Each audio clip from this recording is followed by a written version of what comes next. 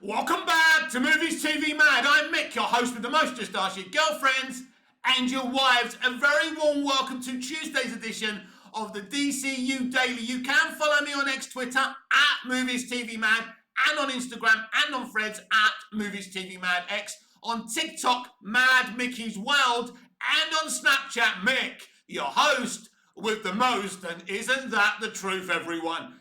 Anyway, we're back talking DCU because a very interesting article from Comic Book has come to my attention thanks to certain fans, and I want to read it out to you because it's echoing my concerns, many fans' concerns, about DC Studios' handling of the DCU before it even set sail. So let's give it a read.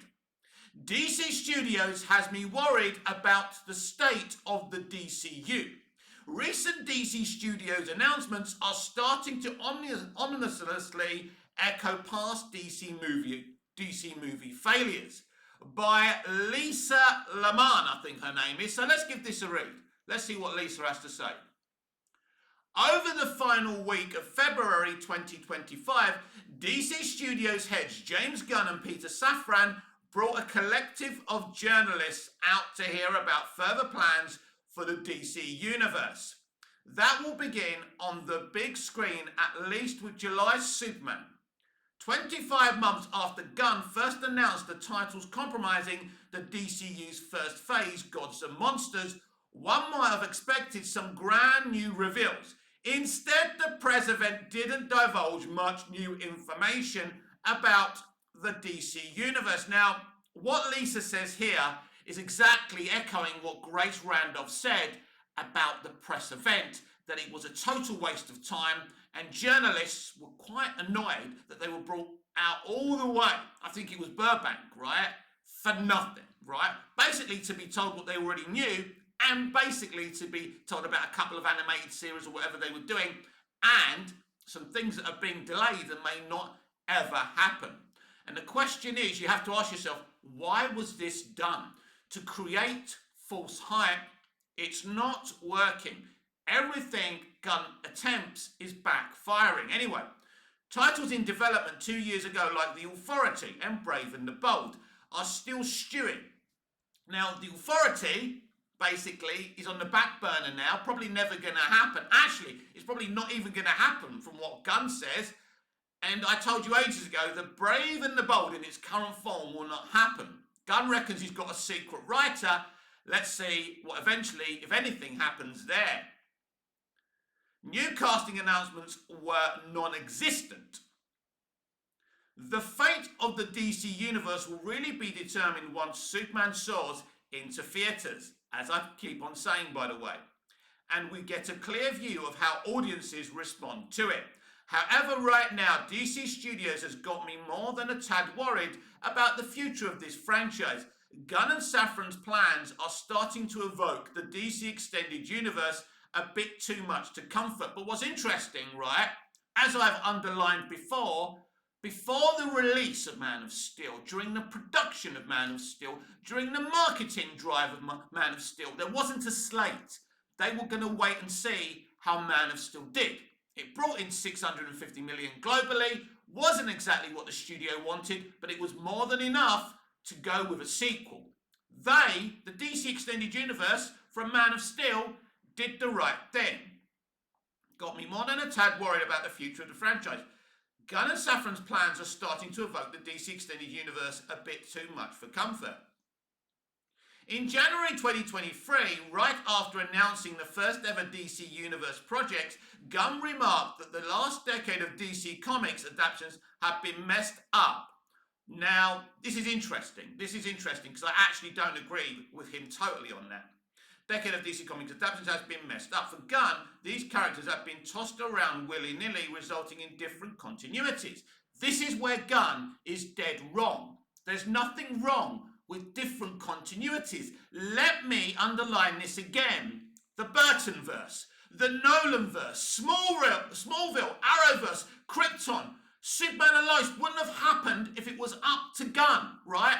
That's ridiculous that everything has to be in one box. So actually, he's dead wrong. Anyway, like the Arrowverse, split points in the DCEU, depending on which cut of the Justice League you were watching, and more.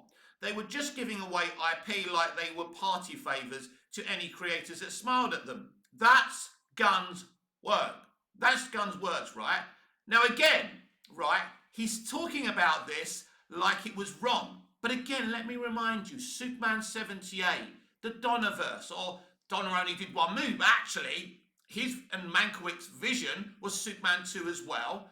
As I say, the Burtonverse, Arrowverse, Smallville, you know, Constantine, all of this stuff wouldn't have happened, right? He's saying all that was bad.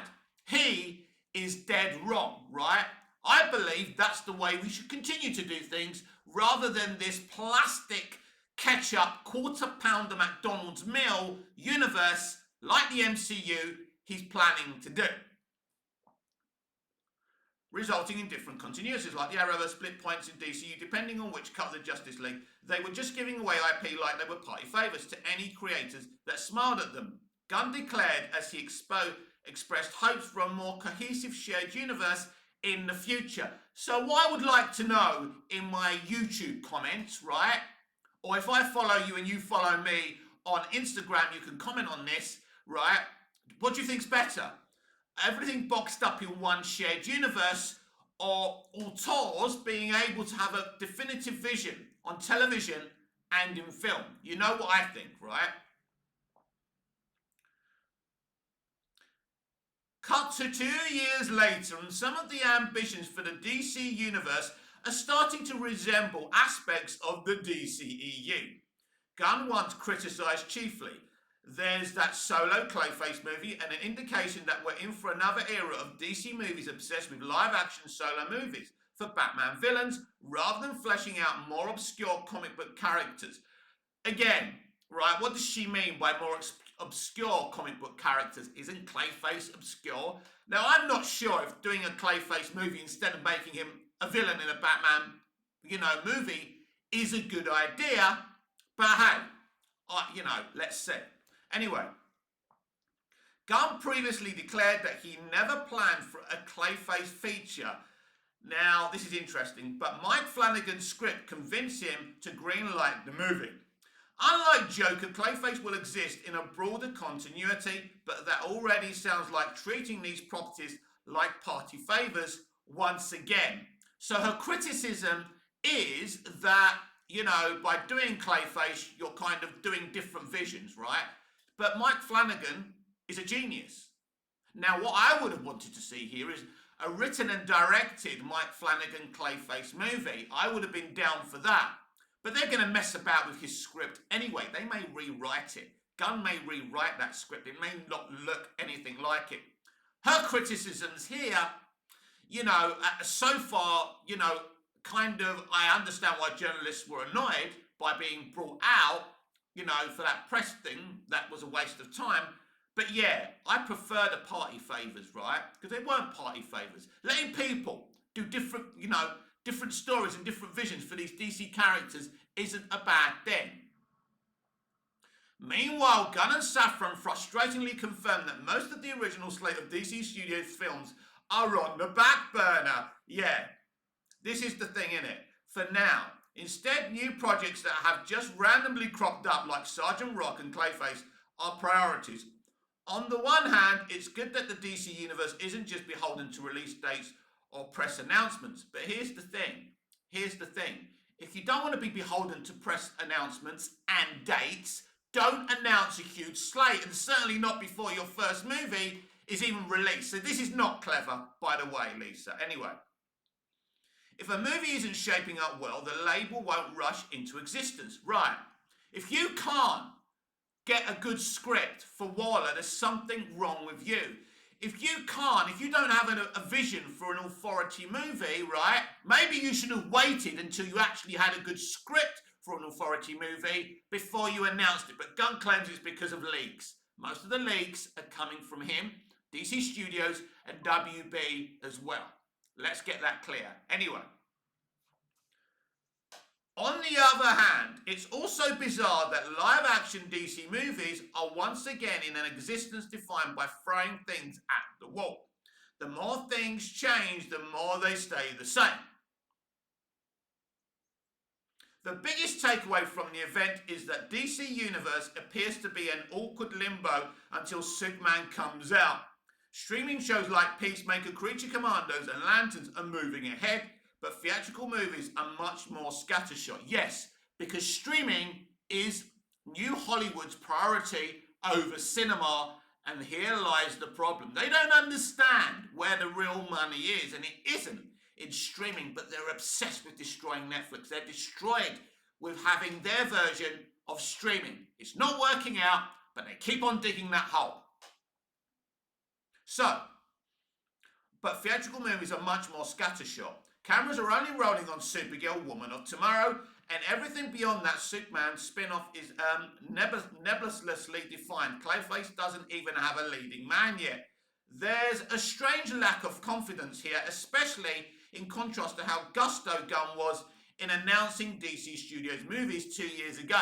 But you know why, Lisa? Because 2 years ago, everything was a long way off. You could come out, he could take any idea out of his backside and make it like a huge announcement, and then he probably thought, well, we could just say anything in a couple of years' time and they'll swallow it. But it's like he was acting like Superman was a long way off and I'll worry about it later. So he looked like he had a plan, but did he ever really have a plan? That's the big question, isn't it? Then again, in January 2023, Warner Brothers hadn't experienced a quartet of DCEU movies that lost the studio millions. But why? Why did those movies lose millions? One, Gunn changed a couple of those movies. Zaslav changed those movies. Two, Gunn was hyping up his own universe that basically made it clear that the DCEU had no future, so people weren't interested. Three, Zack Snyder, David Goyer and Christopher Nolan had a vision for the DCEU from Man of Steel. Goyer was kicked to the curb because they weren't happy with Man of Steel's $650 million box office, right? Then Terrio and Snyder cooked with BVS. Then BVS had dividing reactions, a furious reaction from some, a great reaction from others, right? So then they wanted to go another direction. Wonder Woman succeeded, then Justice League. That's why that happened, by the way. Anyway, the Studio Million. Marvel Studios, meanwhile, hadn't yet experienced its massive money losers, Ant-Man and the Wasp, Quantumania and the Marvels. The American superhero movie is in a fragile place right now, agreed. Gunn and company may be waiting to see if Superman becomes the next Deadpool, Wolverine, or Captain America Brave New World before really committing to a deluge of theatrical DC movies. Wait a minute, right? He made all these announcements and now he's waiting to see. No, Lisa, no. If you're waiting to see, you don't make any announcements. Anyway, that approach, though, has left DC Studios in a weird state similar to the DC Extended Universe, where the future was always so hard to figure out or discern.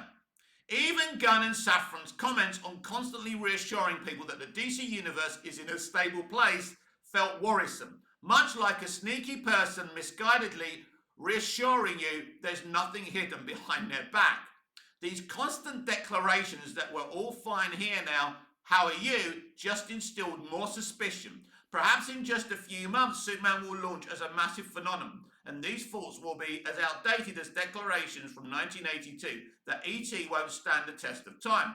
In this moment, though, Gunn and Safran's awkward press conference just inspired more trepidation about the DC Universe than excitement, especially since the franchise is beginning to evoke the saga it was meant to improve on.